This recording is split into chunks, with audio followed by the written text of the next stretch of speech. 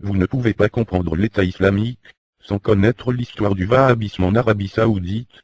Beyrouth, l'irruption spectaculaire de l'État islamique. Daesh, sur le devant de la scène irakienne a surpris nombre d'observateurs occidentaux. Sa violence, et son pouvoir d'attraction chez les jeunes sunnites en déconcerte, et en horrifie plus d'un. L'ambivalence de l'Arabie Saoudite face à ce phénomène, d'autant plus inquiétante et inexplicable, pose la question de savoir si les Saoudiens comprennent que Daesh est également une menace pour eux. Même aujourd'hui, les dirigeants du royaume semblent divisés. Certains se réjouissent que Daesh combatte le feu des chiites iraniens par celui des sunnites, qu'un nouvel État sunnite prenne forme au cœur de ce qu'ils tiennent pour des terres historiquement sunnites, et que la stricte adhérence à l'idéologie salafiste de Daesh s'apparente à celle que pratiquent les Saoudiens. D'autres, plus pessimistes, gardent en mémoire la révolte des Wahhabites de l'Ikhwan contre Abdelaziz. Précisons que l'Ikhwan en question n'a aucun lien avec l'organisation éponyme des frères musulmans, et que cet article fait exclusivement référence à la milice wahhabite, qui a failli marquer la fin de ce mouvement, et celui de la dynastie saoudienne à la fin des années 1920. D'autres encore s'inquiètent des doctrines radicales de Daesh, et commencent à remettre en question certains aspects de la politique et du discours saoudien. La dualité saoudienne, les dissensions internes et les tensions saoudiennes autour de Daesh, ne se comprennent qu'à travers le prisme de la dualité historique inhérente, et tenace, au cœur de la doctrine du royaume. Un élément dominant de l'identité saoudienne est directement lié à Muhammad ibn Abd al-Wahhab, fondateur du wahhabisme, et à l'application de sa doctrine radicale puritaine d'exclusion par Ibn Saoud, qui n'était alors qu'un chef de tribu parmi d'autres quand les Bédouins se faisaient continuellement la guerre dans le désert impitoyable du Neige. Le deuxième élément de cette dualité étonnante est incontestablement dû à la création d'un État souverain par le roi Abdelaziz. Dans les années 1920, il a réprimé la violence de l'Ikhwan, afin de pouvoir instaurer des relations diplomatiques avec la Grande-Bretagne et les États-Unis, et institutionnaliser l'élan initial wahhabite, en prenant opportunément le contrôle du robinet à pétrodollars dans les années 1970, afin de rediriger les excès de l'Ikhwan vers les pays étrangers, par le biais d'une révolution culturelle, plutôt que par une révolution violente de l'ensemble du monde arabe. Cette révolution culturelle n'avait rien d'un mouvement réformiste bénin. C'était une révolution fondée sur la haine quasi-jacobine d'Abd al-Wahhab envers la putrescence et le déviationnisme qu'il percevait autour de lui, ce qui explique ses appels à purger l'islam de toutes ses hérésies et idolâtries. Les imposteurs musulmans, l'écrivain et journaliste américain Stephen Cole, a expliqué comment Abd al-Wahhab, disciple austère et dogmatique du savant Ibn Taymiyyah, XIVe siècle, méprisait la noblesse égyptienne et ottomane bien comme il faut, prétentieuse, fumeuse de tabac et de hashish, qui traversait l'Arabie en jouant du tambour pour aller prier à la Mecque. Aux yeux d'Abd al-Wahhab, ces gens-là n'étaient pas des musulmans, mais des imposteurs. Ils ne portaient pas non les Bédouins du coin en très haute estime. Ils l'agaçaient en honorant des saints, en érigeant des pierres tombales, et en se montrant superstitieux, ils allaient notamment se recueillir sur des tombes ou des lieux qu'ils estimaient sacrés. Pour Abd al-Wahhab, ce genre de comportement était, bida, une hérésie. Comme Taymiyyah avant lui, Abd al-Wahhab pensait que le séjour du prophète Mohammed à Médine correspondait à un idéal de société musulmane, la meilleure de tous les temps, que tous les musulmans devraient s'efforcer de retrouver. C'est, à peu de choses près, la définition du salafisme. Taymiyyah avait déclaré la guerre aux chiites, aux soufis, et aux philosophes grecs. Il avait également condamné les pèlerinages sur la tombe du prophète, et les festivités liées au jour de sa naissance, estimant qu'il ne faisait qu'imiter les rites idolâtres chrétiens. Abd al-Wahhab s'était emparé de ces théories initiales, déclarant que quiconque ne respecterait pas à la lettre cette interprétation de l'islam devrait craindre pour ses biens et pour sa vie. L'un des principes fondamentaux de la doctrine d'Abd al-Wahhab se retrouve dans le takfir. Ce texte permettait à Abd al-Wahhab et ses disciples de décider qui, parmi leurs coreligionnaires, méritaient d'être considérés comme des infidèles, s'ils empiétaient de quelque manière que ce soit sur la souveraineté absolue du roi. Abd al-Wahhab dénonçait les musulmans qui vénéraient les morts, les saints ou les anges. il estimait que ses croyances les détournaient de l'indispensable soumission totale envers Dieu, et lui seul.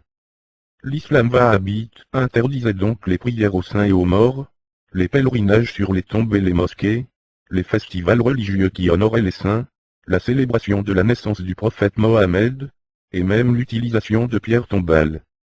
Abd al-Wahhab exigeait que l'on se conformât, de manière physique et tangible. Il pensait que chaque musulman était tenu de faire serment d'allégeance à un chef unique, un calife, le cas échéant. Ceux qui ne se conforment pas à cette interprétation doivent être tués, leurs femmes et leurs filles, violées, et leurs biens, confisqués, écrivait-il. La liste des apostats condamnés à mort incluait des chiites, des soufis et des musulmans d'autres confessions, qu'Abd al-Wahhab ne considérait pas comme des vrais musulmans. De ce point de vue, il n'y a aucune différence entre le wahhabisme et Daesh. La rupture ne s'est faite que plus tard, au moment de l'institutionnalisation de la doctrine de Ibn Abd al-Wahhab, un seul chef, un seul pouvoir, une seule mosquée, les trois piliers du wahhabisme dans lesquels on s'accorde à voir le roi d'Arabie Saoudite, le pouvoir absolu de la religion d'État, et son contrôle sur le verbe, c'est-à-dire la mosquée. C'est cette rupture, le refus de reconnaître ces trois piliers, sur lesquels repose entièrement le pouvoir sunnite, qui fait de Daesh une grave menace pour l'Arabie Saoudite, bien que l'organisation se conforme par ailleurs en tout, point au wahhabisme.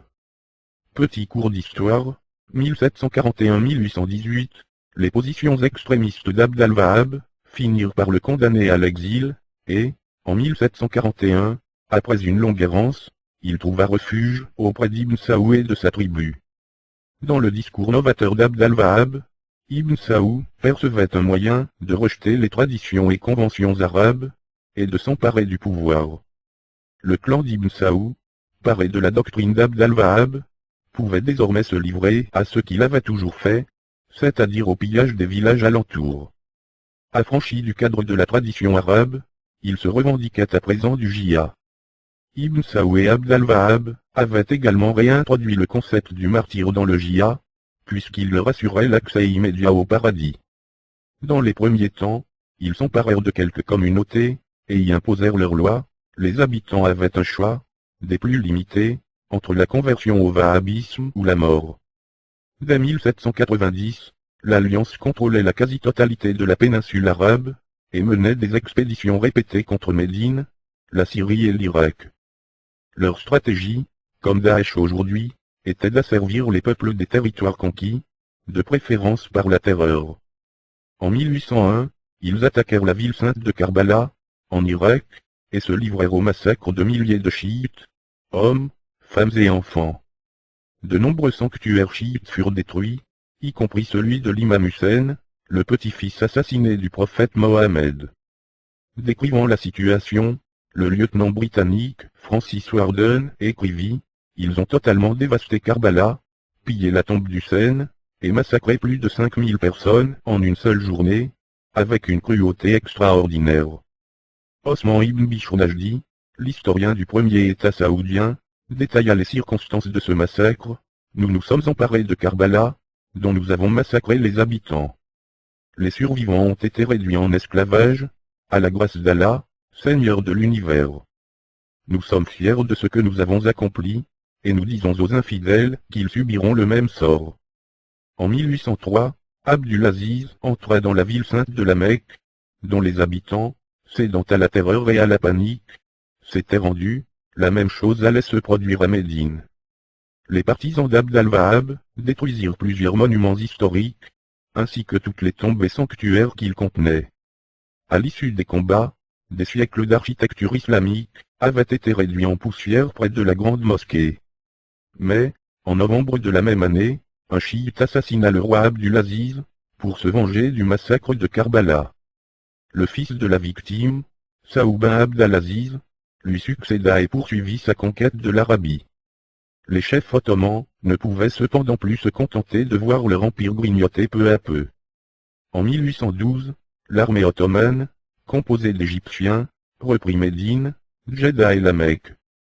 En 1814, Saou bin Abd al-Aziz mourut des suites d'une forte fièvre.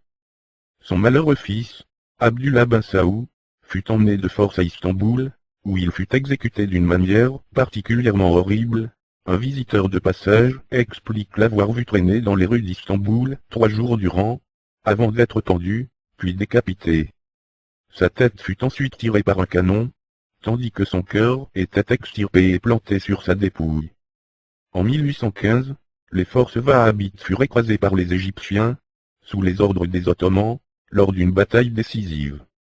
3 ans plus tard, les Ottomans s'emparèrent de la capitale wahhabite, Daria, qu'ils détruisirent entièrement. Le premier État saoudien avait vécu. Les quelques survivants se retirèrent dans le désert, où ils ne firent plus parler d'eux jusqu'au XXe siècle. L'histoire se répète avec Daesh. Il est aisé d'imaginer la façon dont la création d'un État islamique, dans les frontières de l'Irak contemporaine, peut être perçue par ceux qui connaissent de l'histoire de cette région. La philosophie du wahhabisme du XVIIIe siècle, loin de s'éteindre à neige, a ressurgi dans les décombres de l'Empire ottoman suite au chaos de la Première Guerre mondiale. La dynastie Al-Saoud, sous sa forme contemporaine, était conduite par le laconique Abd al-Aziz, habile politicien, qui sut unir les différentes tribus bédouines et instaurer l'Ikhwan saoudien, dans l'esprit des combattants prosélytes d'Abd al-Wahhab et Ibn Saoud. L'Ikhwan était une réincarnation de l'ancienne mouvance cruelle et semi-indépendante, composée de fervents moralistes wahhabites armés, qui avaient réussi à conquérir l'Arabie au début du XVIIIe siècle. Encore une fois, les militants réussirent à s'emparer de la Mecque, Médine et Djeddah entre 1914 et 1926. Mais Abd al-Aziz comprit rapidement que ses intérêts étaient incompatibles avec le jacobinisme révolutionnaire de l'Ikhwan. Les rebelles se révoltèrent, faisant plonger la région dans une guerre civile qui dura jusque dans les années 1930, quand le roi les fit passer par les armes. Pour Abd al-Aziz, les vérités simples des précédentes décennies n'étaient plus d'actualité. Du pétrole venait d'être découvert dans la péninsule. La Grande-Bretagne et les États-Unis le courtisaient, mais continuaient à soutenir Sharif Hussein, seul souverain légitime. Les Saoudiens avaient besoin d'élaborer une nouvelle approche diplomatique. Le wahhabisme, mouvement djihadiste révolutionnaire empreint de pureté théologique, fut donc contraint de devenir un mouvement socialement, politiquement, théologiquement et religieusement conservateur, justifiant de faire allégeance à la famille royale saoudienne, et au pouvoir absolu du roi. La fortune pétrolière répand le wahhabisme, l'aubaine pétrolière permit aux Saoudiens, selon les termes du politologue français Gilles Kepel, de répandre le wahhabisme à travers le monde musulman, de wahhabiser l'islam, et de réduire ainsi la multitude des courants de cette religion à un principe unique transcendant les divisions nationales. Des milliards de dollars furent, et continuent à être, investis dans cette forme de puissance par cooptation. Ce sont ces sommes étourdissantes, et l'enthousiasme des Saoudiens à faire coïncider les intérêts de l'islam sunnite avec ceux des États-Unis, tout en répandant le wahhabisme dans les sphères éducatives, sociales et culturelles islamiques, qui ont créé les conditions d'une dépendance de l'Occident envers l'Arabie saoudite, dépendance qui perdure depuis la rencontre entre Abd al-Aziz et Roosevelt, sur un navire de guerre américain, ramenant le président de la conférence de Yalta.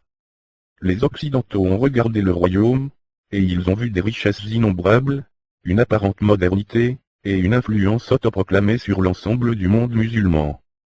Ils ont choisi de croire que le royaume allait succomber aux impératifs du monde moderne, et que la gestion de l'islam sunnite aurait également un effet positif. D'un côté, Daesh est profondément wahhabite. De l'autre, son ultraradicalisme ne s'apparente pas à ce mouvement. On pourrait l'envisager comme un retour de balancier face au wahhabisme moderne. Mais l'idéal religieux de l'Ikhwan saoudien ne s'est pas éteint dans les années 1930. Il a battu en retraite tout en maintenant son emprise sur certains des rouages du système, ce qui explique la dualité que nous observons aujourd'hui dans l'attitude des Saoudiens envers Daesh. D'un côté, Daesh est profondément wahhabite. De l'autre, son ultraradicalisme ne s'apparente pas à ce mouvement. On pourrait l'envisager comme un retour de balancier face au wahhabisme moderne. Daesh est un mouvement post-médinien, il cherche à imiter les deux premiers califes, plutôt que le prophète Mohammed, et il refuse de reconnaître la légitimité du régime saoudien. Pendant que la monarchie saoudienne se boursouflait à l'ère du pétrole, le message de l'Ikhwan a gagné du terrain, en dépit de la campagne de modernisation du roi Faisal.